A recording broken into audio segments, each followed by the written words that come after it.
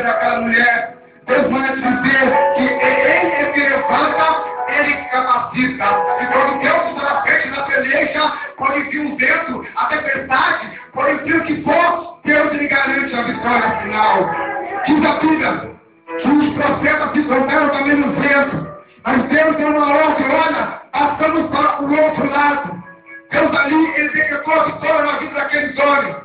Mas diz a Bíblia, no meio daquela trajetória, diz a palavra do Senhor, que veio um grande e forte vento. E os discípulos começaram a ficar apavorados. Eles começaram a temer. Mas Jesus Cristo estava dormindo no barco.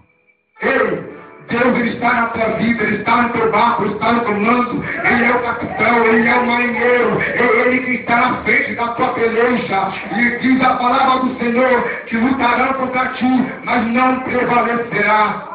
E Deus, Jesus Cristo levantou e acalmou o vento e a tempestade, e houve grande bonança.